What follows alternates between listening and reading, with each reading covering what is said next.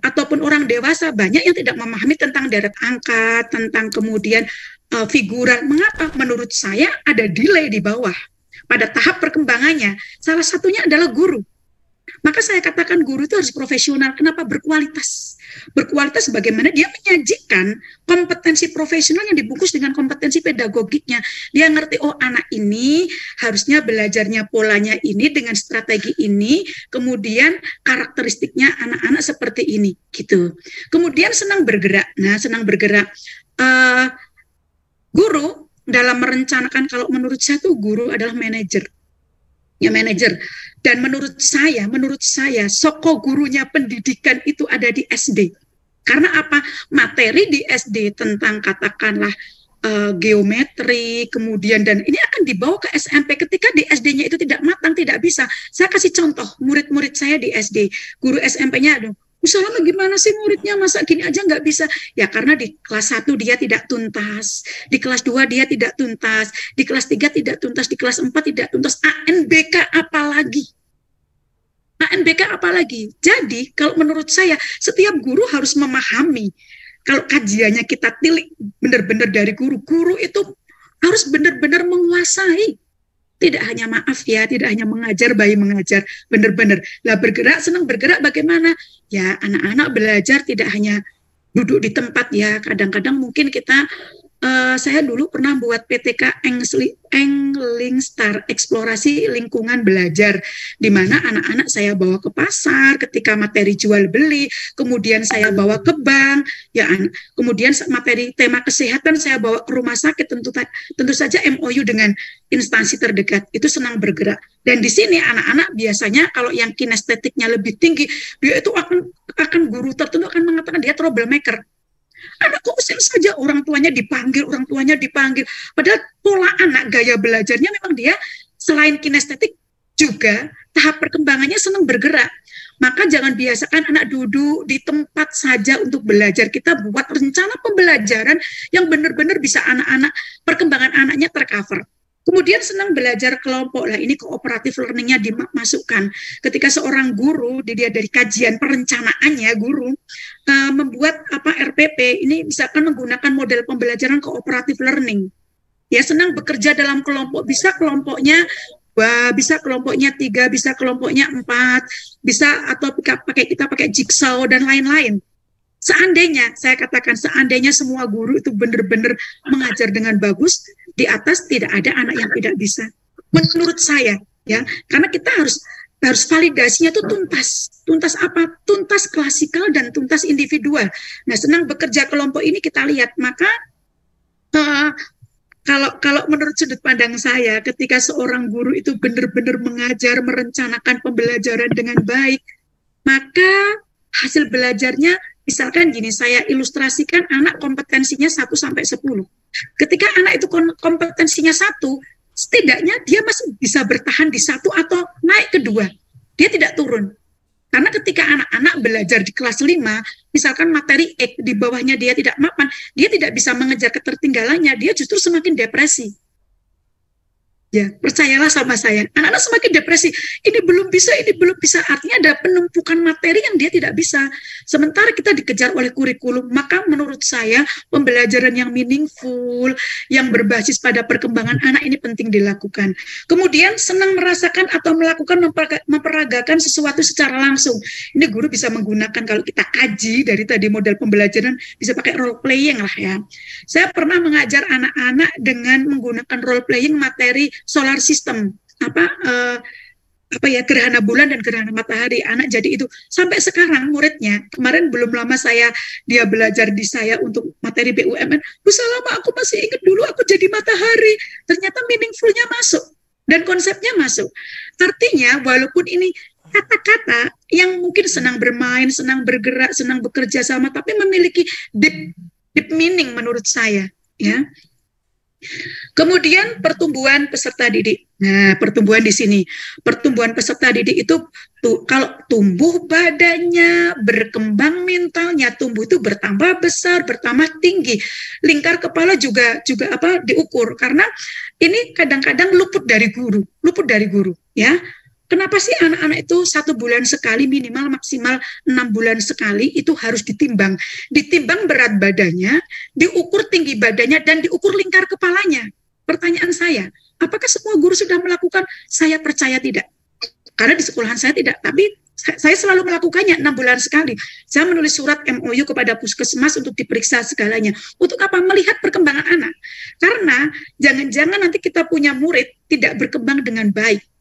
Terkait apanya? Terkait fisiknya. Ya, fisiknya. Anak kok umurnya segitu-segitu aja.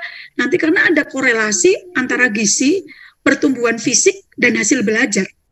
Ya, kalau kita flashback kepada teori neuron atau teori saraf, teori otot, bahwa anak-anak itu bisa survive otot neuronnya tebal, panjang, bercabang, ini akan mempengaruhi fokus, akademik, dan lain-lain. Karena pengendali semua itu kan saraf, gitu.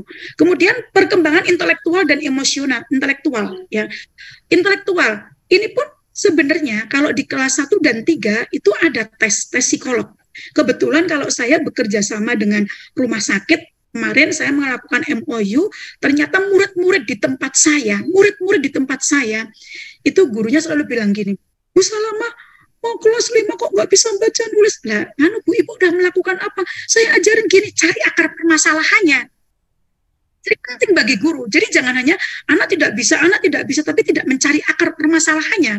Setelah saya cari yang pertama, saya bawa dia ke psikolog. Bayarnya 77.800. Pakai uangnya siapa? Uangnya Bu Salamah, karena sekolah nggak punya duit. Nggak apa-apa lah, saya niatnya lillahi ta'ala. Saya bawa ke psikolog di rumah sakit. Ternyata dia itu di bawah normal. Nah, dari sini kita bisa mengambil asesmennya seperti apa, pembelajarannya seperti apa. Kalau saya sebagai guru, saya acuannya adalah medis klinis. Karena medis klinis, saya setuju dengan pola belajar neuroscience, karena ini akan menjadi tolak ukur. Jadi jangan sampai anak kita nggak bisa membaca menulis langsung ini bodoh. Cari akar permasalahan yang paling logis. Kalau saya orientasinya lebih ke medis klinis. Ketika medis klinis nggak tercapai, baru lingkungan, baru orang tuanya. Tapi kalau medis klinis sudah ketemu, ya udah itu ketemu. Itu artinya apa? Ternyata anak-anak kita tidak bisa jadi mengalami perkembangan intelektual yang bagus, bisa jadi tidak. Kemudian perkembangan emosional. Nah, tantrum dan lain-lain, kita harus paham anak umur 7 sekian itu harus apa, perkembangannya bagaimana. Kebetulan saya memiliki pengalaman bagaimana saya membaca buku tentang neuron, karena anak saya dari 0 tahun sampai 5 tahun itu menderita sakit, di mana sakitnya itu setiap hari harus minum obat, dan sampai saya harus berobat kepada profesor terbaik neuron se-Asia Tenggara. Mengapa? Karena otak kiri anak saya tidak tumbuh. Tetapi apakah saya mundur? Tidak. Anak saya, orang mengatakan, ini anaknya Bu Salamah nggak bisa apa-apa gini. Memang saya yes for it. Tapi saya mau jadi tiger mother untuk itu. Toh akhirnya anak saya bisa berkembang lebih dari anak yang lainnya. Baik afektif, kognitif, psikomotoriknya juga. Kenapa? Saya mengambil akar permasalahan yang paling krusial. Ternyata anak saya otak kirinya tidak tumbuh. Bahkan sampai sekarang pun tidak tumbuh dengan baik, tapi anak saya bisa belajar kognitif, matematika, tumbuh kembangnya bagus, emosionalnya bagus. Karena apa? Karena saya melakukan treatment yang tepat, sama seperti guru. Ketika guru membuat treatment yang tepat, nah di sini kompetensi pedagogik kajian utama saya. Kompetensi pedagogik seorang guru mempengaruhi sekali bagaimana how to planning, membuat perencanaan terkait pembelajaran. Yang ada sekarang guru tuh banyak mengajar pakai LKS. Saya kadang sedih. Saya kadang sedih sebagai kepala sekolah kalau saya terlalu cerewet, saya sedih. Yang bisa saya kerjakan akan saya kerjakan, yang bisa saya maintain akan saya maintain, yang bisa saya planning akan saya planning. Tapi terkait dengan kompetensi agak susah. Karena apa? Kompetensi is kompetensi. Kompetensi, saya tidak bisa memprovokasi otak orang. Ketika dia di 0 sampai 40 tahun berbuat A, di umur 41 saya memprovokasi otaknya. Ini akan susah. Satu-satunya jalan memprovokasi otaknya dengan cara critical thinking. Coba Bapak Ibu pikirkan ketika Bapak Ibu mengajar anak sendiri. Terus apa yang akan kita berikan? Terus religiusnya saya masukkan biasanya. Bapak Ibu, gaji Bapak Ibu itu dipertanggungjawabkan di akhirat. Kenapa? Nasab rezeki. Ketika kita berdoa, kenapa tidak dimakbulkan oleh Allah? Karena dalam tubuh kita ada nasab rezeki yang haram. Ini sederhana sekali menurut saya. Jadi sehingga kita bisa membuat rencana pembelajaran seperti ini yang bagus. Kemudian perkembangan bahasa anak. Perkembangan bahasa anak juga dipengaruhi beberapa, salah satunya teori Chomsky. Ya, anak-anak kalau speech delay di awal-awal, kenapa sih anak itu harus membaca terbimbing, mengeja huruf, mengeja huruf, membaca suku kata, membaca kalimat sederhana. Kalau tahapan-tahapan membaca terbimbing itu tidak bisa dilaksanakan, apa yang harus guru lakukan agar perkembangan bahasa anak itu pada titik tertentu itu bisa, gitu loh. Ya, ini perkembangan bahasa di PMM, platform Merdeka Mengajar. Topik berapa itu ada, tapi banyak sekali ketika kemarin saya berikan kepada guru-guru saya tidak paham. Nah, ini perkembangan bahasa. Anak bisa berbahasa baik, memperkenalkan diri dengan baik di kelas 1, berarti perkembangan bahasanya ada bagus, sangat bagus.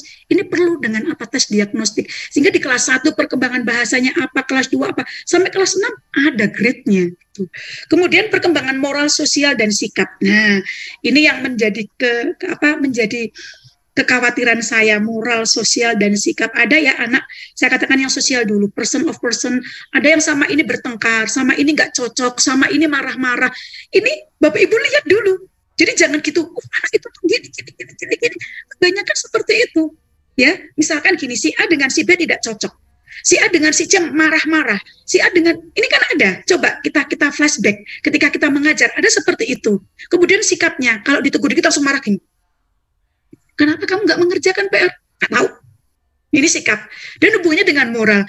Maka kalau ini sekali lagi, ini banyak. Satu, kalau menurut saya, hereditas genetika itu penting. 2, faktor lingkungan. Bagaimana pola asuh ibu, orang tua di rumah. Maka menurut saya, yang paling bertanggung jawab terhadap pendidikan kita adalah mother, ibu. Maka pilihlah ibu-ibu yang pinter. Kenapa? Karena ibu-ibu yang pintar tuh bagaimana tahu mengasuh pola anak. Bukan mengasuh hanya kasih makanannya, tapi bagaimana pola tumbuh kembang anak. Dan ini kalau ibu-ibu yang berkarir ini susah. Makanya saya akan meletakkan pekerjaan saya untuk sekedar bercengkerama dengan anak saya, karena ini pentingnya. Nah, ini guru pun sama, guru harus pendekatan individual. Ya, pendekatan individual, baik itu person of person kepada anaknya, kemudian kepada orang tuanya. Itu mengapa kompetensi sosial seorang guru di sini dipakai. Kompetensi sosialnya, jangan sampai guru abai akan hal ini, mau ngajar cuma ngajar aja selesai, hanya secara harfiah mengerjakan tugasnya. Nah, kemudian peran guru memiliki bakat dan idealisme. Nah, ini bakat kalau menurut saya, kecintaan kita pada anak-anak, kecintaan kita pada bagaimana kita mengajar itu antara satu guru dan guru lain berbeda. Ini terlihat sekali bagaimana dia mengajar dengan hati, gitu ya. Bagaimana dia mengajar benar-benar, kalau saya katakan dalam teori akhlak atau dalam teori TKP, ini belajar dengan mengajar dengan mandiri dan tuntas. Mandiri dan tuntas. Tuntas itu artinya CP yang kita inginkan, indikator yang ingin kita inginkan tercapai, paling enggak katakanlah 75%. Kemudian memiliki kualifikasi pendidikan dan latar belakang yang sesuai dengan bidang dan tugasnya, ya. Kalau saya lihat ini, maybe di sini maaf sekali yang dosen UT ya, banyak sekali guru-guru di tempat saya, 100% guru di tempat saya itu lulusan SMA, kemudian bekerja di tempat saya, di SD saya, kemudian Sabtu Minggu dia mengambil sekolah UT, kebanyakan. Saya tidak menemukan di sekolah saya ya, saya katakan di sekolah saya. Sekarang, saya tidak menemukan yang reguler. So, saya bisa mengcompare ketika saya di sekolah yang lama, saya reguler. Saya bisa membandingkan, tidak mengecilkan. Karena kan kemampuan pedagogik, seseorang itu kan harus dilatih. Ketika seseorang itu melakukan drilling dulu tanpa belajar konsep, akan berbeda dengan orang belajar konsep dulu baru drilling. Saya analogikan gini, ketika anak-anak belajar dikasih drilling soal tentang rangka, tapi tidak belajar konsep tentang rangka. Yang dia ketahui ya tentang soal drilling itu, tapi berbeda ketika kita belajar rangka dulu secara baik, kemudian baru drilling soal. Ini adalah dua sisi yang berbeda. Kemudian memiliki kompetensi yang diperlukan sesuai dengan bidangnya. 4 kompetensi guru harus dimiliki. Pedagogik, profesional pedagogik di dalamnya memahami teori belajar, perkembangan siswa, dasar komunikasi, kemudian model-model pembelajaran, strategi, metode, media semua diketahui. Juga tentang kompetensi profesionalnya, karena materi kelas 4 SD, saya katakan kelas 4 SD, itu CP-nya sudah luar biasa dalam. Ketika seorang guru tidak memahami kompetensi profesional, dia akan bingung. Jangan lagi kita kalah sama Mbah Google, maka berikan sebuah rancangan pembelajaran yang tidak ada di Google. Bagaimana caranya itu? Ini butuh motivasi, karena menurut saya kita tidak bisa memprovokasi orang otaknya ya, kecuali satu dengan motivasi. Kalau menurut saya dengan motivasinya bisa motivasi psikis, kemudian motivasi religius dan lain-lain. Mematuhi kode etik profesi ini yang paling penting. Bagaimana sih seorang guru mengetahui kode etiknya apa saja, ya, sehingga dia akan benar-benar memahami tupoksinya gitu. Memilih hak dan kewajiban dalam melaksanakan tugas. Haknya apa, kewajibannya apa, jangan hanya menuntut haknya. Kalau tidak sertifikasi, protes ke sana, protes ke sini, tapi kewajibannya memenuhi unsur mengajar dengan baik, itu tidak dilaksanakan. Kemudian memperoleh penghasilan yang ditentukan dengan prestasi kerjanya. Nah, ini berdasarkan Permenpan RB nomor 1 tahun 2023, besok sistem PAK sudah berbeda. Saya senang. Tidak ada lagi Pokja dan lain-lain, karena apa? Nanti ini akan sinkron lah. Saya yakin sistem yang pendidikan di Indonesia ini sedang bergulir menuju hal yang lebih baik. Semoga guru-guru menyambut itu gitu. Kemudian memiliki kesempatan untuk mengembangkan profesinya secara berkelanjutan. Di sini guru tetap mengupgrade dirinya, mengembangkan kompetensinya, karena semakin tua, jadi jangan jadi segitiga terbalik. Semakin tua kita itu produktivitas tubuhnya semakin rendah, sel tubuh kita semakin mudah capek, otak kita semakin lemah. Sementara di sisi lain fresh graduate semakin tinggi, maka kita harus memprogres diri kita supaya bisa mengembangkan mengembangkan profesinya dengan cara bagaimana?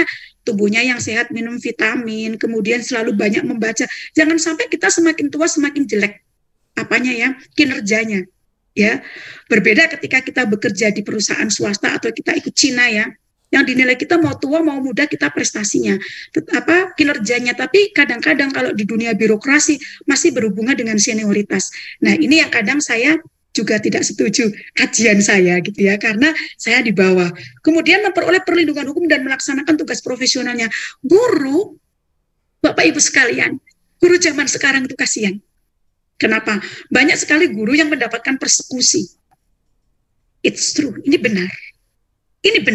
Ya, mungkin Bapak Ibu kalau melihat status di Instagram saya benar, dan saya pun pernah mengalami persekusi. Itu mengapa saya katakan jadi guru itu harus memiliki top power. Kenapa? Dia harus pintar, dia harus cerdas, dia harus jangan sampai direndahkan oleh wali murid. Karena wali murid kita bisa jadi adalah orang-orang yang lebih pintar dari kita, yang lebih kaya dari kita, di mana mereka bisa merendahkan kita. Maka berikan pelayanan yang terbaik. Kita jangan sampai pilih kasih dan lain-lain, ya. Karena wali murid sekarang itu temperamennya tinggi sekali. Bahkan minggu ini pun banyak guru-guru sampai sepeda motornya digembesi di luar sama wali muridnya, sampai masuk rumah sakit karena jantung. Kenapa? Didatangi oleh wali murid karena kita menegur anaknya. Dan banyaklah kisah seperti itu. Kemudian memiliki organisasi profesi yang berbadan hukum. Di sini kalau guru ada PGRI, ada IGI dan lain-lain. Kemudian pendekatan. Jenis pendekatan yang dilakukan oleh guru dalam melakukan pembelajaran, ada pendekatan induktif, deduktif, inquiry, discovery, lingkungan, konsep, proses, terpadu, CPSA. Nah, ini Bapak Ibu sekalian, misalkan pendekatan induktif, saya tidak usah menjelaskan apa, saya yakin Bapak Ibu sudah bisa, saya hanya implementasi dan kajiannya saja. Ketika seorang guru akan melakukan pendekatan induktif, apa yang harus menjadi orientasi permasalahannya? Kita lihat satu, karakteristik kelas itu. Karena bisa jadi induktif ditaruh atau diimplementasikan di kelas X dengan CPX atau dengan KDX tidak bisa. Bisa jadi pendekatan induktif dimasukkan ke dalam implementasi CPA. CP itu capaian pembelajaran, sekarang namanya CP dulu KD gitu. Jadi kita benar-benar harus memahami pendekatan-pendekatan ini dengan karakteristik KD. Dan karakteristik peserta didik dan kelas itu. Ya, saya pernah mengadakan pembelajaran dengan MEC. match di kelas saya itu PTK menang tingkat provinsi ya, menang. Tapi ternyata ketika saya taruh match di sekolah yang lain itu tidak bisa berhasil, padahal KD-nya sama. Artinya apa? Ini kasuistik. Maka seorang guru harus memiliki intuisi. Saya katakan intuisi dan problem solving terkait itu. Saya katakan balik lagi kalau kajiannya kompetensi guru. Ya, kalau ini kan hubungannya dengan kompetensi pedagogi guru juga, bagaimana memahami induktif, deduktif, dan lain-lain. Inquiry dimasukkan kemana? IPA, matematika, disesuaikan lagi dengan apa KD, CP, dan karakteristik peserta didiknya. Kemudian pendekatan problem solving juga, dan lain-lain. Nah, ini seorang guru harus memahami ini, pendekatan, strategi, model, media, ya, kemudian lain-lainnya, harus paham. Lalu diliniarkan dengan apanya? Dengan KD, CP, dan karakteristik kelas itu. Karena setiap kelas itu karakteristiknya berbeda, bahkan setiap tahun pun berbeda. Dilihat dari afektifnya, psikomotoriknya, maupun kognitifnya. Kemudian ini adalah metode-metode yang biasa kita lakukan. Ada metode ceramah. Ya, ceramah ini yang biasa dilakukan guru. Tapi kalau guru kelas 1, saya kira adalah modifikasi. Pasti ceramahnya ada. Saya kasih contoh. Anak-anak, hari ini kita mau menyalin bacaan di buku. Anak-anak buka bukunya halaman sekian. Coba buku tulisnya diambil. Tulis tanggal dulu. Tulis dengan tegak, huruf tegak bersambung. Baru selesai gurunya bicara. Bergerak pakai tulisan tegak bersambung. Iya. Baru jawab, satunya tanya lagi, Bu Guru di buku tulis, iya. Bu Guru, nah ini makanya kalau di kelas 1 saya kira metode ceramah masih dipakai, ya. Masih dipakai karena anak-anak di kelas rendah itu benar-benar masih butuh kita untuk pendelegasian tugas yang tepat. Itu pun kalau sudah didelegasikan, anak-anak masih tanya. Kemudian metode tanya jawab. Metode tanya jawab itu kalau saya pernah memberikan materi pakai metode tanya jawab dengan pohon. Izin Musalama untuk bisa mempercepat sehingga baik. Ada waktu untuk sesi tanya jawab dan penguatan dari dosen kita. Oke. Kemudian metode diskusi, metode demonstrasi, metode bermain peran, dan metode eksperimen. Media yang digunakan adalah media berbasis manusia, media berbasis cetakan, media berbasis visual, media berbasis audiovisual, dan media berbasis komputer. Kemudian karakteristik perkembangan masa anak-anak itu ada di masa kelas rendah dan masa kelas tinggi. Di masa kelas rendah itu kondisi jasmani dan prestasi sangat berhubungan, di mana anak-anak sehat, nutrisi, dan lain-lainnya akan berhubungan dengan prestasinya. Kemudian sikap mematuhi aturan permainan tradisional menguat. Yang ketiga, kecenderungan memuji diri sendiri. Yang keempat, suka membanding-bandingkan dirinya dengan anak lain. Yang kelima, cenderung mengabaikan soal yang dianggap sulit karena merasa tidak penting. Ya, ini saya yes for it, ini benar sekali. Menginginkan nilai yang baik tanpa mengingat apakah prestasinya pantas diberi nilai atau tidak. Kemudian pada kelas tinggi itu adanya minat terhadap aktivitas yang melibatkan sesuatu yang konkret. Kemudian cenderung membandingkan aktivitas praktis, sangat realistis, rasa ingin tahu tinggi, kemauan belajar tinggi. Menjelang akhir masa ini sudah ada minat pada hal-hal mata pelajaran khusus.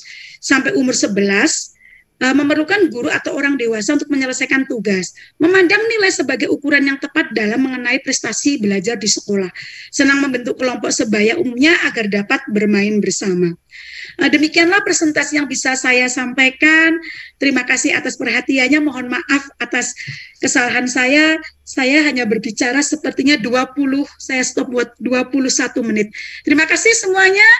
Semoga ilmunya bermanfaat. Bravo. Salam hebat guru Indonesia. Assalamualaikum warahmatullahi wabarakatuh. Waalaikumsalam warahmatullahi wabarakatuh. Demikianlah untuk pemaparan dari kelompok 1 telah selesai. Selanjutnya kami buka sesi tanya jawab ya, karena waktunya sudah mendekati selesai, maka kami buka 3 penanya. Di kolom chat itu ada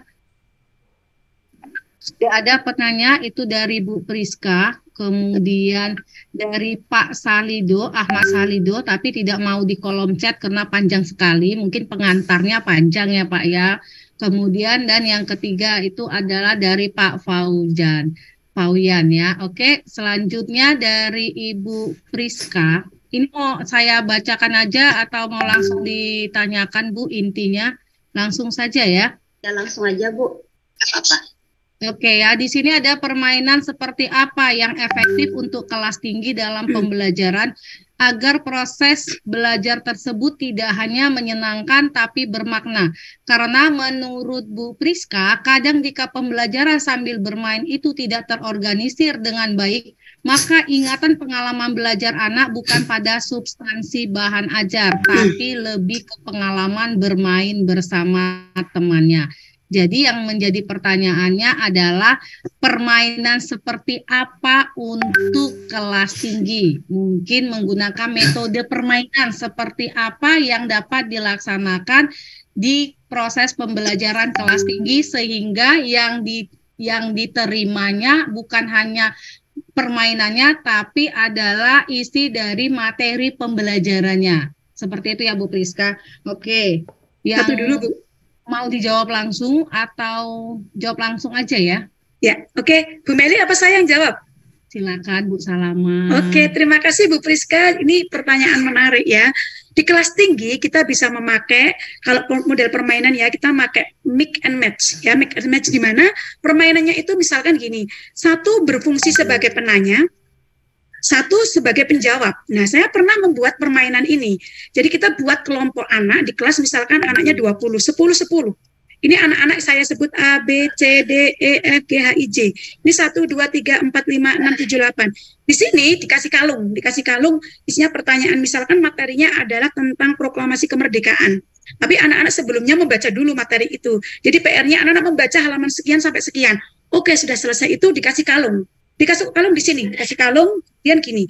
Kemudian anak ini nanti ditutupi matanya ya, ini ditutupi matanya, kemudian mendekat. Setelah itu dibuka matanya, ini melihat pertanyaannya. Di sini disediakan permainan bisa pohon, bisa apa, bisa di kotak, bisa apa. Jawaban ini.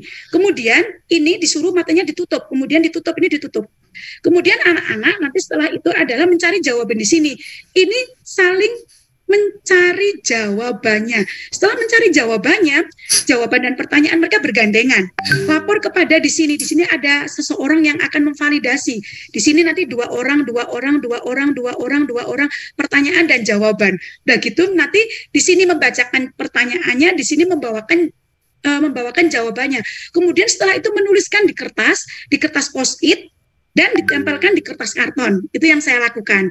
Kemudian bisa jadi menuliskan di papan tulis, atau kalau anak-anak membawa laptop, langsung ditulis di laptop. Kemudian setelah itu 1, 2, 3, 4, 5 dirangkum jadi satu. Atau kalau pakai kertas post-it ya, kertas post-itnya masing-masing ditempel dalam lembar karton, anak-anak semua membacanya. Setelah itu anak-anak merangkum. Setelah merangkum, anak disuruh menuliskan refleksinya, apa yang kalian rasakan hari ini. Boleh pakai emotion dan lain-lain. Itu permainan yang bisa saya share. Kemudian, tapi sebelum itu, Bapak Ibu harus membuat rencana pembelajaran yang bagus. Jangan sampai anak-anak keluar seperti ini. Bu, nanti pelajaran apa? Udah, yang penting keluar dulu. Nggak bisa. Anak-anak, hari ini kita mau belajar KD ini. Pelajarannya, langkah-langkah pembelajarannya seperti ini. Tujuannya ingin dicapai adalah seperti ini. Nanti anak-anak akan di luar seperti ini. Jadi rapi. Saya katakan, kemampuan guru di sini terhadap perencanaannya sangat penting. Itu Bu Priska, semoga bisa dipahami dan dimengerti. Terima kasih. Oke, terima kasih Bu Salama. Saya sedikit menambahkan dari ketika kita menggunakan metode pembelajaran ataupun media, kita lihat dulu karakteristik pembelajarannya ataupun karakteristik siswa sekolah dasarnya. Karena tadi yang rendah dan tinggi itu berbeda. Jadi kalau yang di kelas tinggi itu sudah lebih kepada sikap ilmiahnya ya. Jadi pembelajaran yang ilmiah. Kalau bingung mau menggunakan model ataupun metode pembelajaran apa, mungkin Bu Priska ataupun yang lainnya, guru-guru yang lainnya bisa mengembangkan metode permainan yang sendiri gitu. Seperti saya pernah melakukan penelitian itu dengan mengembangkan metode menggabungkan beberapa metode, mengembangkan metode pembelajaran role play dan bukan satu lagi apa ya, saya lupa. Kemudian media pembelajaran berbasis permainan seperti itu. Jadi bisa kita mengembangkan media monopoli kan seperti itu. Dan itu kan berbasis permainan. Itu bisa. Jadi kita bisa mengembangkan media-media pembelajaran, metode pembelajaran yang sesuai dengan karakteristik siswa tadi, yang tahu siswa siapa kan gurunya. Jadi paham seperti apa karakteristiknya. Oke, selanjutnya. Udah gimana Bu Priska? Geleng-geleng aja Bu Priska. Baik, terima kasih buat jawabannya. Berarti yang di sini saya tangkap, saya juga pernah menggunakan yang Ibu Salam menggunakan make a match ya Bu ya. Yeah. Waktu itu saya menggunakan dalam materi konsep bilangan bulat. Jadi ada bilangan bulat negatif dan positif. Kalau bilangan bulat negatif positif saya gunakan demonstrasi. Kalau untuk penjumlahan atau pengurangan saya menggunakan make a match, dan itu juga monopoli dan sebagainya. Cuman kadang kalau kita sebagai praktisi di lapangan, biasa yang kesulitan itu kita menghandle waktunya ya Bu ya. Karena mulai dari kita mengatur atau menyampaikan tata cara permainan itu kan tidak semua anak bisa langsung mengerti. Jadi kadang kita harus menyampaikan 2 atau 3 kali, kemudian mereka pahami apa yang kita inginkan atau apa yang kita maksudkan dari pembelajaran tersebut. Kadang yang susah dalam permainan itu untuk pembelajaran di luar Bu, seperti kayak discovery learning, karena kan tidak semua anak-anak ekstrovert ya. Jadi ada anak introvert yang kadang susah menyatu dengan kelompoknya, sehingga ketika kita mengarahkan mereka, misalnya pelajaran saya mengajarkan mereka konsep tumbuhan, mana tumbuhan yang xerofit, mana hygrofit dan sebagainya, dengan ciri-ciri yang ada pada buku teksnya. Kemudian mereka saya suruh, ayo kita eksplorasi di luar tumbuhan mana yang sesuai dengan ciri-ciri tersebut. Maka kalau untuk anak ekstrovert biasanya langsung bisa cepat. Tapi kalau anak introvert, biarpun digabungkan dengan kelompok, kadang itu ujung-ujungnya mereka kayak masih kurang gitu ya Bu. Gimana ya caranya supaya dengan permainan tersebut anak-anak yang berbeda dalam hal kepribadian itu bisa menyatu dengan temannya yang lain. Mungkin Bu Salama atau Bu Meli mau berbagi pengalaman. Makasih ya. Saya apa Bu Meli? Saya jawab apa Bu Meli? Kan dua-duanya satu paket ya Bu. Oh iya. Oke. Terima kasih. Tadi kalau Bu Priska mengatakan waktunya selalu overtime gitu ya. Kalau menurut saya juga pernah jadi guru ya, saya jadi guru 10 tahun ya. Perencanaan diatur di RPP dengan baik, terutama di time-nya, waktunya. Kemudian buat kesepakatan positif, anak-anak kita akan gini-gini, berapa menit gini-gini. Kesepakatan positif itu paling penting, menurut saya. Apalagi di kelas tinggi sudah bisa lah ya. Kemudian kelompok. Nah, kelompok baik, kelompok ini menarik. Kalau saya akan membagikan kelompok 1 berdasarkan genre dulu. Saya bagi anak perempuan, anak laki-laki. Kemudian kedua, pembagiannya berdasarkan level kognitif. Jadi dalam satu kelompok itu nanti ada anak spek kognitif 1, 2, 3, 4, 5. Itu pasti. Dan guru pasti mempunyai data tentang itu kan. Kemudian akan saya bagi juga anak-anak yang ekstrovert, introvert, dan lain-lain. Harapannya ini adalah anak-anak bisa membaur. Tapi kalau anak dicampurin introvert dengan introvert susah. Maka di sini adalah pembagian sekali lagi, Bapak Ibu harus mampu memetakan anak dengan kualitas, maksudnya dilihat dari kognitifnya, kemudian gaya belajarnya, kemudian genrenya. Jangan sampai anak kelompok ini 1 sampai 5 perempuan semua atau laki-laki semua gitu. Seperti itu dari saya Bu Priska ya. Jadi seperti itu. Semoga bisa dipahami. Dan ini satu lagi, jangan sampai kalau kita bikin kelompok gini, anak-anak berhitung 1, 2, 3, 4, 5, yang genap berkumpul dengan yang genap, yang ganjil dengan ganjil. Kalau menurut saya itu bukan berdiferensiasi. Kita benar-benar memetakan, maka membuat RPP yang benar-benar membuat RPP itu susah.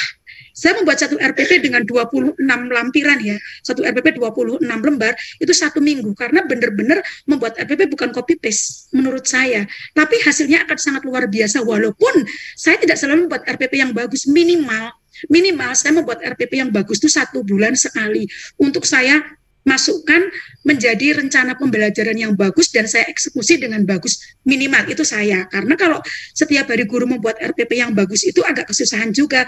RPP sudah disediakan di sekolahan, jadi saya menggunakan harian, tapi setiap sebulan sekali saya akan pasti menggunakan RPP buatan saya sendiri. Saya tidak tahu kalau guru lain, tapi di tempat saya guru saya tidak pernah membuat RPP, dia membuat RPP-nya dari copy paste. Gitu Bu Priska, terima kasih.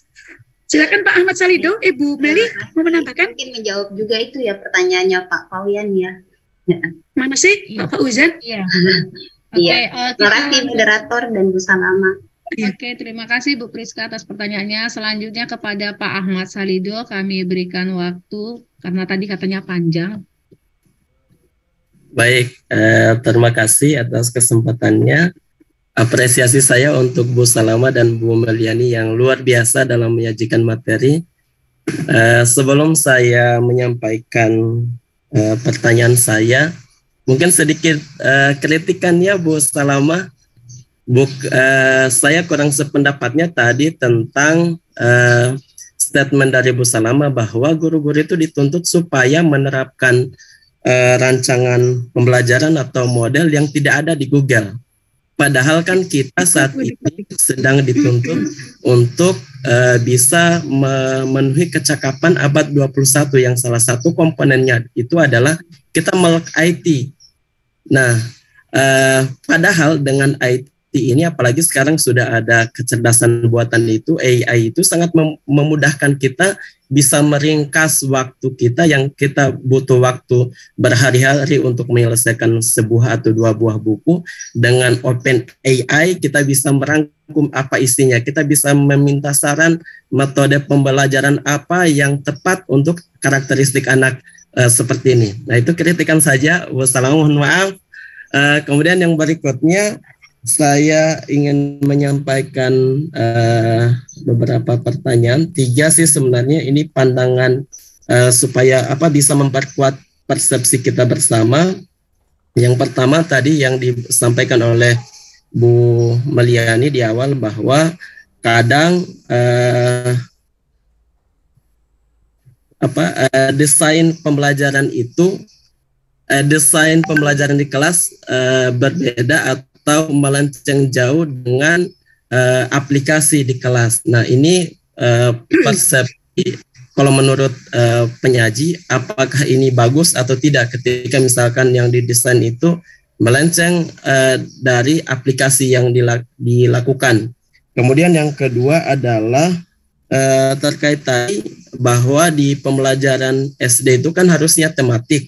Ternyata ada guru-guru yang dia mempartisinya dalam bentuk mata pelajaran. Nah, menurut penyaji ini apakah baik dan dibolehkan atau seperti apa? Kemudian yang terakhir adalah masalah tahap perkembangan usia sekolah dasar. Tadi kan ada 4, senang bermain, senang bergerak, senang bekerja kelompok, dan yang keempat itu adalah senang memperagakan langsung.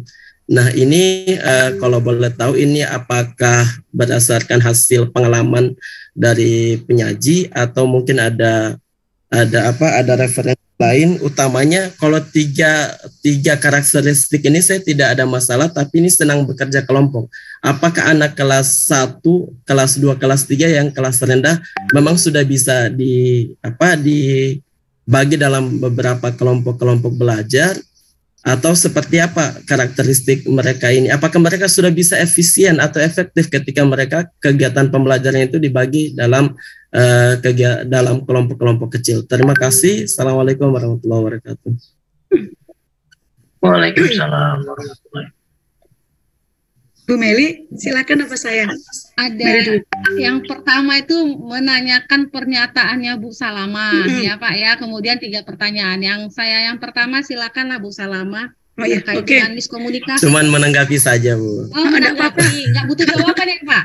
Berarti tidak butuh jawaban. Ya, oke saya jawaban. Jawab. Tadi model bukan di Google, bukan. Tadi saya mengatakan tadi adalah jangan mencari jawaban yang udah di Google. Jadi ketika saya kemarin baru saja melihat PMM ya, platform Merdeka Mengajar, guru-guru itu kalau mengajar hanya jawabannya bisa di searching di Google, ngapain mengajar? Maka buatlah pertanyaan yang tidak ada di Google, bukan modelnya. Kalau model di Google ini Pak yang gini-gini. Bukan model, maksudnya bukan model di Google, bukan mencari model, ini mungkin miscommunication aja, jadi bukan modelnya, tapi jangan mencari jawaban yang paling mudah, misalkan sebutkan apa, tapi carilah jawaban yang itu problem solving. Kemudian kalau mencari model di Google, aduh ini Pak Salido bahaya ini jangan-jangan mencari Katy Perry. Model di Google, bukan model di Google ya, sekali lagi. Kemudian desain melenceng dari RPP, Bu Meli apa saya? Saya dulu karena itu pernyataan saya, Ibu. Oh ya, oke, silakan. Desain melenceng dari RPP. Terkadang ketika kita membuat satuan acara pembelajaran atau perkuliahan, ketika kita menerapkan di kelas itu melenceng dalam artian kita akan berimprovisasi gitu, menambahkan metode-metode yang lainnya. Kita awalnya merancang fokus seperti ini. Nanti ada aja yang kita tambah dengan menggunakan media, misalnya bagus apa tidak, seharusnya kan memang sesuai dengan RPP, tapi itu tadi dari hasil yang kita improvisasi kita, itu nanti ke depannya kita akan berpikir bahwasanya, oh iya, kemarin saya melaksanakan proses pembelajaran dengan menggunakan metode ini, dengan menggunakan media ini, tapi saya tambahkan dengan metode yang lain, atau saya tambahkan penggunaan media, saya tambahkan dengan menggunakan metode yang lain gitu, dan itu nanti yang akan menjadi dasar suatu penelitian. Kalau yang namanya dosen kan dituntut ya Pak ya. Jadi hal-hal yang tersebut yang menjadi dasar untuk melakukan penelitian Pak. Kalau saya pribadi sih itu dasar saya untuk saya membuat suatu penelitian. Karena saya itu dia Pak. Jadi kalau masalah baik dan tidaknya saya rasa tergantung dari masing-masing ya. Karena memang melenceng gitu. Tapi kalau saya sih karena saya lebih suka menambah-nambahkan dalam artian ketika saya menggunakan metode ini, misalnya menggunakan circle ya, lingkaran kecil itu, lingkaran gitu, kemudian saya tambahkan lagi dengan menggunakan media gitu. Itu yang saya katakan, oh ya. Terus kemudian sampai di keluar dari kelas, sampai di ruangan, saya berpikir lagi, oh ya kenapa nggak dibuat suatu penelitian pengembangan dengan menggabungkan metode pengembangan media ini dengan menggunakan metode ini, seperti itu Pak. Tapi saya biasanya saya kembangkan itu cuman sampai praktik saja, valid dan praktis valid. Nah di SD seperti apa? Ketika saya terapkan di kelas, saya meneliti itu di sekolah dasar Pak. Jadi di SD nanti seperti apa? Jadi saya biasanya mengambil beberapa mahasiswa, kemudian saya buat rancang proposalnya, kemudian nanti diteliti melibatkan mahasiswa dan guru. Seperti itu Pak Ahmad Salido. Jadi itu dasar saya melakukan penelitian gitu. Kemudian yang kedua pembelajaran nanti bisa ditambahkan Bu Salama ya, pembelajaran tematik yang pelaksanaannya tidak tematik.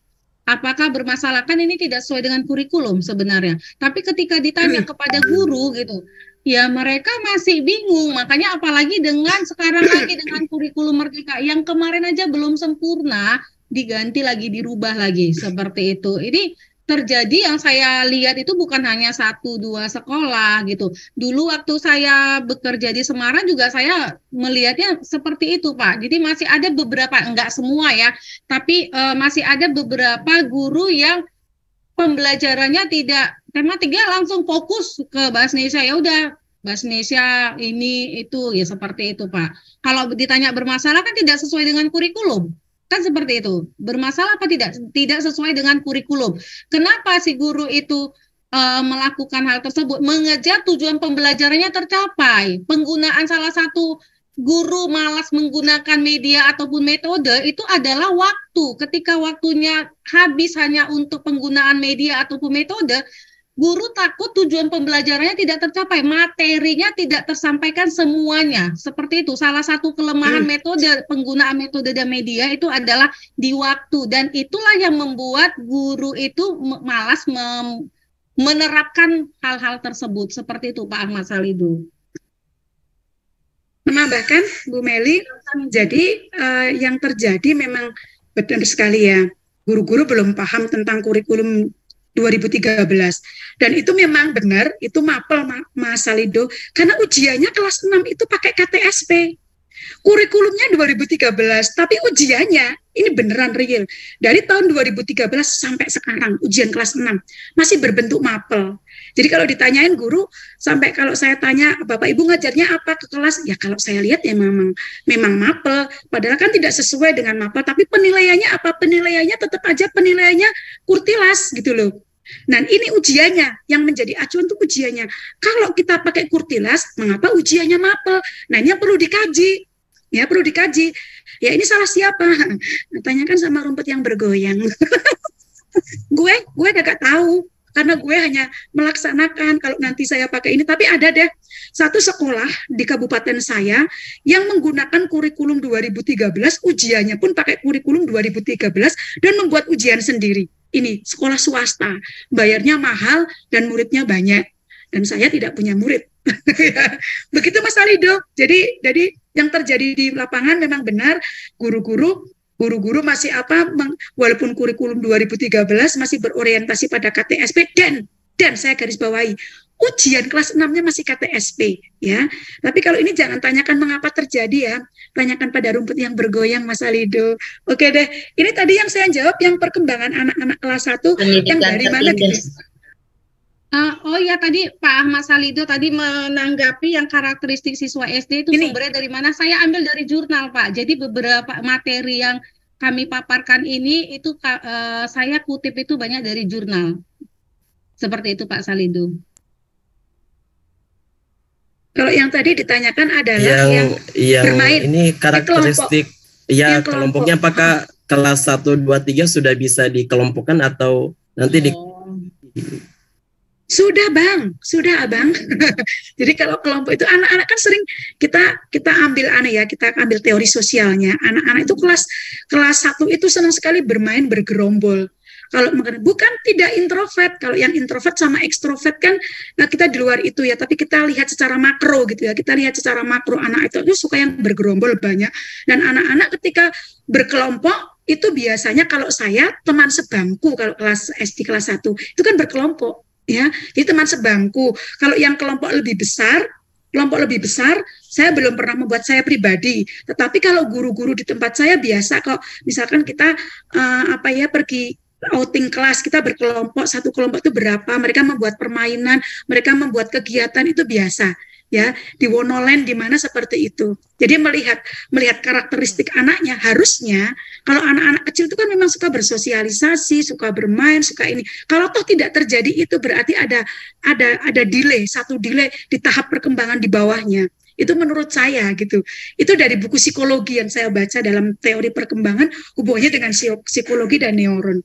Jadi diterapkan, kalau saya pribadi berkelompok 2, sebangku. Coba kamu tanya jawab sama teman sebangkumu, coba temanmu menjawab, memberi pertanyaan kepada teman sebangkumu, lainnya menjawab, satunya bertanya, kemudian dibalik. Kemudian satu mengoreksi temannya, satu mengoreksi gambar bagus atau tidak. Jadi bukan mengoreksi pada hal yang ini ya, tapi coba kamu lihat gambaran temanmu bagus atau tidak, berikan gambar. Kalau saya dulu gitu, karena saya pernah disuruh mengajar kelas 1 juga, tapi bahasanya gajuli gitu kalau bahasa Jawanya. Gitu Mas Alido. Jadi bisa ya. Bisa, tapi nanti tergantung kecerdasan guru dan maintennya gitu mungkin. Oke, terima kasih Pak Salido. Ini yang terakhir secara ringkas ya, karena sudah waktunya kita butuh penguatan dari Prof. Huri. Ini pembelajaran berdiferensiasi, pernahkah pemateri melaksanakannya? Mohon narasikan kreativitas pemateri dalam menyelenggarakan pembelajaran berdiferensiasi yang mengakomodasi perbedaan, metode, produk, dan sumber belajar tersebut. Silakan Bu Salama. Mana?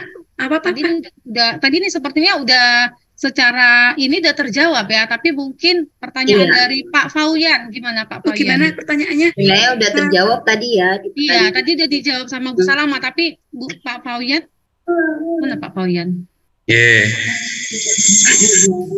Yang disampaikan secara umum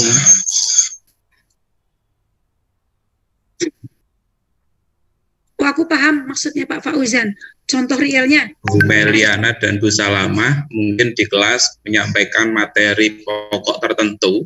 Jadi pemahaman saya itu nanti pembelajaran itu dibatasi dalam satuan RPP, berarti satuan RPP itu kan ada pendahuluan sampai penutup. dalam sajian itu satu RPP ada berdiferensiasi atau nanti dalam satu proses pembelajaran dalam satu semester. Yang penting kan nanti ada diferensinya, itu batasannya yang kemudian saya pikir kalau setiap materi harus tuntas, maka dalam menyajikan pembelajaran yang berdiferensial itu dari segi untuk mengakomodasi perbedaan, kita siapkan kontennya yang berbeda, menyesuaikan kemudian metodenya harus berbeda, ada tagihan asesmennya mungkin juga berbeda, yang biasa kita sebut asesmennya dalam bentuk tagihan produk, kemudian lingkungan belajarnya itu apakah wajib dalam satu RPP saja, maksudnya wajib ada dalam namanya RPP berdiferensial, yaitu ada dalam satu kegiatan pembelajaran, karena RPP kan disebut rencana pelaksanaan pembelajaran yang diselenggarakan untuk menyampaikan satu materi pokok tertentu lah. Atau nanti itu bisa dalam satu semester ngapain? Oh iya, oke. Saya jawab ya. Contoh realnya mungkin barangkali sudah melaksanakan dari Ibu Kepala yang luar biasa yang selalu memberikan inspirasi bagi guru-guru di Indonesia. Alhamdulillah. Mohon pencerahannya. Ya, terima kasih. Saya beri satu ilustrasi cerita. Bu Salamah adalah guru kelas 5 SD. Setelah melakukan Bu Salamah, maksud saya kan nanti jawabannya secara konkret aja. Ini konkret. Saya kasih soal gini, karena waktu kita memberikan waktu kepada Prof untuk penguatan. Oh ya udah. Ya. Aku mau jawab gimana, aku bingung. Ya udah deh, gimana jawabnya, karena saya memberikan ilustrasi kalau berdiferensiasi, mungkin Bu Meli aja bisa bantu deh yang cepat, yang agak mudah. Di pelaksanaan Ibu di kelas, nanti saya yang penambah. Kalau saya pribadi sih, saya nggak bisa saya per RPP, Pak. Jadi di dalam satu semester itu ada beberapa, karena tadi itu kita kan dibatasi dengan waktu ya, kemudian juga rancangan-rancangan yang lainnya seperti itu. Jadi di dalam satu semester itu pastilah, tapi kalau setiap pertemuan dilaksanakan itu, ya saya nggak munafik, nggak bisa saya lakukan seperti itu. Oke, boleh saya tambahkan, Pak? Ibu? Silakan, Bu.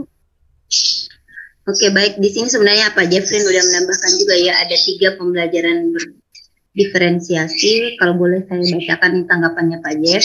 Di sini ada dari segi konten, proses, dan produk. Kalau bagi praktisi, kalau diferensiasi itu, kalau segi kontennya mungkin materinya di sini dalam menggunakan atau dalam kita memberikan materi, kita di sini menggunakan berbagai variasi dalam pemilihan model atau strategi pembelajaran. Seperti yang disampaikan tadi Bu Salama, ada model make a match, ada model circle yang Bu Meli sampaikan, ada juga model-model lain yang bervariasi. Lalu untuk prosesnya juga bisa seperti itu, jadi pemilihan model atau ada mungkin kalau berdiferensiasi bagi saya mungkin ada proses anak yang suka kita gunakan media yang bervariatif, ada yang mungkin untuk hari ini kita gunakan media visual, audio, besok kita gunakan media kinestetik. Jadi itu bisa kita selang-selingi untuk memenuhi gaya belajar anak-anak. Untuk produk, nah di sini yang saya pahami dari kurikulum Merdeka, mohon ditanggapi jika saya salah ya. Kalau untuk produk di sini kita memilih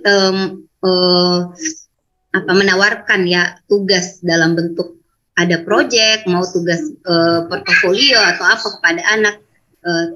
Jadi anak-anak itu bebas mau memilih tugas dalam bentuk teks atau tugas dalam bentuk proyek. Jadi diferensiasinya itu seperti itu. Jadi kita memerdekakan anak-anak untuk memilih yang mana yang dia inginkan. Jadi tidak serta-merta kita menuntut seperti kurikulum subjek akademik ya, harus ini. Jadi bentuknya akan seperti ini.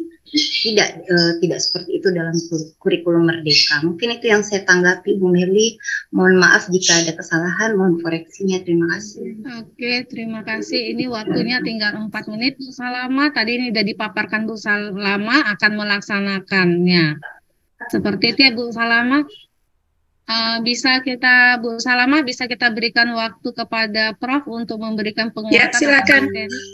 Oke, terima kasih Bapak Ibu yang telah memberikan pertanyaan dan tanggapan atas materi kami. Selanjutnya kami meminta kepada Prof. Uri untuk memberikan penguatan atas materi yang telah kami paparkan dan juga pertanyaan serta respon dari teman-teman. Kepada Prof. Uri, waktu kami berikan. Halo, Assalamualaikum, Pak Eko. Baik. Ya. Yang di sini suaranya di mute aja ya.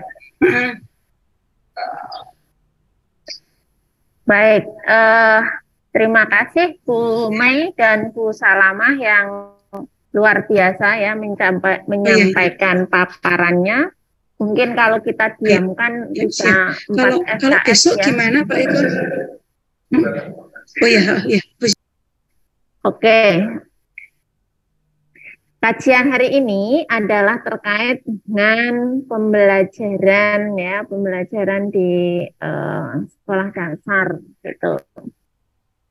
Di Google Drive yang saya bagikan kepada teman-teman mahasiswa itu sudah saya update 2 buku, silahkan nanti bisa dimanfaatkan. Sudah saya bagikan ya linknya ya? Sudah, Prof. Sudah saya bagikan dan sudah saya update ada 2 buku tambahan, silahkan nanti bisa dimanfaatkan, yaitu terkait dengan mungkin Anda sudah membaca ya bukunya Millman Teaching Model, sama 1 buku terkait dengan pengelompokan siswa di sekolah dasar itu.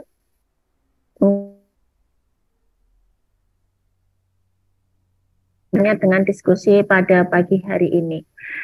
Jadi teman-teman mahasiswa, memang posisi guru itu dikatakan bahwa teacher is educational designer. Jadi guru itu adalah sebagai seorang desain pendidikan. Prosesnya yang terjadi di sana adalah bagaimana seorang guru ini mampu mendesain pembelajaran yang tentunya disesuaikan dengan berbagai karakteristik. Ada karakteristik siswa, ada karakteristik materi, dan sebagainya. Bagaimana kemudian seorang guru ini akan mampu mendesain pembelajaran yang sesuai dengan karakteristik siswa, karakteristik materi, karakteristik capaian pembelajaran, dan sebagainya, mau tidak mau adalah dia harus mengupdate sebanyak-banyaknya kaitannya dengan model-model pembelajaran. Apalagi tuntutan di kurikulum Merdeka sekarang adalah pembelajaran berdiferensiasi yang tadi sudah banyak mendapatkan tanggapan ya. Karena diferensiasi di sini kan banyak yang dipertimbangkan, tidak hanya pada gaya belajar, tetapi juga tadi sudah disampaikan ada materi, ya kan, ada proses dan sebagainya yang harus dipertimbangkan di sana. Sehingga harapannya bahwa proses pembelajaran yang dilakukan betul-betul nanti akan sesuai dengan kebutuhan peserta didik. Ya kan, maka kalau di dalam kurikulum sekarang diharapkan di awal guru melakukan tes diagnostik. Meskipun sampai saat ini instrumennya yang terstandar juga belum ada gitu. Nah, ini sebagai ruang bagi Anda sebagai akademisi, para praktisi yang sudah menempuh pendidikan lebih tinggi, silahkan nanti kalau tertarik atau mungkin akan mengakhiri disertasi dengan itu, boleh, ya silahkan saja. Nah, proses yang harus dilakukan di sini adalah kaitannya dengan desain pembelajaran itu mempertimbangkan karena desain pembelajaran yang dibuat guru itu nantinya pasti akan berfungsi untuk melaksanakan sebuah proses yang enggak. Tadi disampaikan bahwa sekolah itu kan input, proses, dan hasil. Kalau inputnya baik, prosesnya baik, hasilnya baik itu biasa. Ya enggak? Dibandingkan dengan input kurang baik, prosesnya baik, input kurang baik, prosesnya baik, hasilnya baik. Ya kan sama-sama hasilnya baik, tapi kita harus melihat nih statnya di mana. Karena apa? Karena kita tidak bisa menutup mata loh, dari Sabang sampai Merauke. Ini nggak bisa disamakan secara topografi, demografis, dan sebagainya. Sarpras itu nggak bisa. Saya selalu berpesan pada teman-teman mahasiswa S1 bahwa seorang guru itu harus siap berinovasi, siap beradaptasi dalam kondisi apapun. Kadang-kadang anak-anak itu di S1 kalau ditanya, besok mau ngajar di sekolah yang seperti apa? Mau yang sekolah bagus, Bu, biar gampang. Kata siapa? Ini. Mau di sekolah yang di pinggiran, Bu, biar nggak terlalu banyak tuntutan. Kata siapa? Di sana tidak ada tantangan. Dimanapun Anda berada, yang namanya tantangan itu pasti ada, berkali-kali saya sampaikan. Nah, maka ya dengan berbagai perubahan-perubahan yang terjadi di dunia pendidikan, khususnya kurikulum, kebijakan-kebijakan pendidikan yang akan mendukung kepada proses pembelajaran yang dirancang oleh seorang guru, posisi guru ini harus cepat tanggap.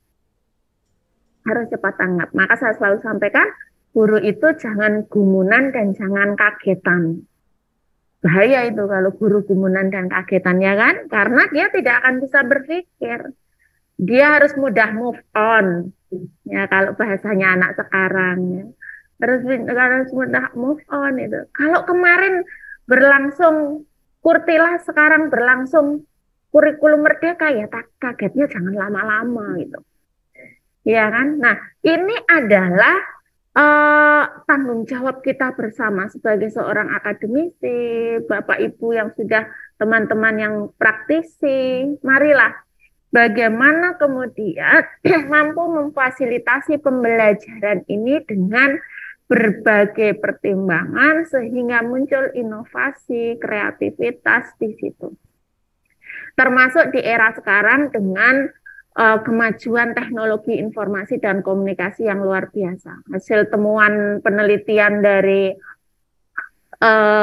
Kogen dan Dereckert dengan penelitian Delphi-nya mengatakan bahwa pada tahun 2025 dan sampai dengan 2050 itu akan terjadi ledakan pertumbuhan pengaruh teknologi informasi yang sangat cepat lah. Sekarang saja sudah cepat loh 2023. Di 2025 itu kemungkinan akan lebih cepat lagi. Yang baru-baru ini banyak viralkan di media sosial di mana-mana dengan lahirnya ChatGPT, ya kan, yang katanya akan bisa menggantikan guru, akan bisa menggantikan lawyer, akan bisa menggantikan. Kalau gurunya tadi begitu ditanya jawabannya ketemu yang dikatakan bisa lama, ya itu betul tergantikan nanti, iya kan, dosennya tergantikan itu. Kenapa sekarang muncul Turnitin itu? Kok dulu enggak itu? Ya karena kalau sekarang begitu beri tugas, kalau tidak diternitin bahaya tuh, karena bisa ambil dari mana-mana, termasuk rancangan pembelajaran. Saya tuh kemarin kaget, memfasilitasi Bapak Ibu guru di dalam pengembangan perangkat pembelajaran. Apa yang terjadi? Ada yang sudah ngajar hampir 30 tahun. Dan saya tanya berapa kali membuat RPP, itu tidak pernah buat loh. Tidak pernah buat RPP. Jadi RPP itu selalu download. Tanpa ada improvisasi, tanpa ada modifikasi di situ. Lah itu yang di-download, saya tanya, Bapak Ibu tahu yang di-download itu RPP-nya miliknya siapa, orang mana yang membuat itu? Dia tidak tahu. Dia tidak tahu. Apakah akan sesuai dengan kultur di mana sekolah itu dilaksanakan? Apakah akan sesuai dengan gaya belajar siswanya? Jawaban mereka luar biasa. Yang penting administrasi itu ada itu. Artinya bahwa dalam rangka inovasi-inovasi, kemudian kelengkapan administrasi pembelajaran itu hanya dalam tanda petik memenuhi tuntutan formalitas belaka. Nah, ini sangat disayangkan. Kemudian ada seorang guru olahraga di sekolah dasar bertanya kepada saya, Bu, kalau saya ini kan kerjanya di lapangan, apa juga harus bikin RPP gitu? Ya harus. Ketika Bapak mengajari anak untuk pemanasan atau mungkin lempar bola tangan, itu kan ada tujuan pembelajarannya. Nah, saya biasa bawa anak-anak langsung ke lapangan berdoa, pemanasan, kemudian kegiatan inti hari itu apa. Nah, itu kan tetap harus dirancangkan. Jadi kalau saya yang namanya rancangan pembelajaran itu wajib hukumnya bagi seorang praktisi, bagi seorang guru, bagi seorang dosen itu wajib. Adapun kalau tadi yang dilakukan misalnya ada satu rancangan pembelajaran pokok yang kemudian nanti diimprovisasi oleh beberapa guru di kelas yang paralel itu atau di sekolah lain yang mirip, boleh. Saya dulu waktu ngajar SD juga gitu. Jadi sekolah sudah menyediakan rancangan pembelajaran. Kelas 1 tuh begini nih dasarnya. Nanti silahkan masing-masing kelas mengimprovisasi. Tapi tadi pertimbangkan dengan waktu, karakteristik siswa dan sebagainya. Karena memang di sana perlu dipertimbangkan. Jangan sampai improvisasinya terlalu jauh, waktunya habis. Ya, tentunya. Karena manajemen waktu itu juga harus dipertimbangkan. Kalau kita tidak dibatasi oleh waktu, itu nanti akan kemana-mana. Akhirnya dampak pengiring dari sebuah pembelajaran yang akan dilakukan itu tidak akan muncul. Jadi sebuah proses belajar mengajar itu kan akan memberikan dampak pengiring yang tidak hanya akan pada aspek pengetahuan saja, tetapi juga pada aspek sikap dan keterampilan. Terakhir dari saya terkait dengan proses pembelajaran ya yang dimulai dengan rancangan pembelajaran di sekolah dasar ya. Ini tentunya karena kita kajiannya adalah multidisiplin. Jadi di sekolah dasar ini multidisiplin, maka dari sisi materi mungkin dangkal. Tetapi dari sisi pedagogiknya, ya, didaktik metodiknya ini yang harus dipahamkan kepada teman-teman mahasiswa calon guru, kepada para praktisi. Sehingga yang pertama dan utama adalah bagaimana memotivasi belajar siswa, bagaimana membuat relasi antara guru dan siswa, guru sebagai fasilitator, ini bisa memiliki kedekatan kepada siswa sehingga harapannya dampak terhadap aspek pengetahuan ini dengan sendirinya akan mudah berkembang. Karena kalau anak-anak sudah tidak senang, dia takut, itu yang terjadi nanti batang otak yang akan berkembang kan secara teori psikologis, lalu dia tidak bisa berpikir jernih. Akhirnya materi pembelajaran, tujuan pembelajaran menjadi tidak tersampaikan secara optimal. Itu dari saya, Bu Mai, Bu Salamah. Sekali lagi terima kasih ya atas paparannya. Semoga bermanfaat untuk kita semuanya dan teman-teman baik yang luring maupun daring. Amin. Oke, baik. Untuk yang Bu Salamah ini era guru era milenial betul ya, bahasanya itu apa tadi? Semangat guys, apalagi itu. Ya.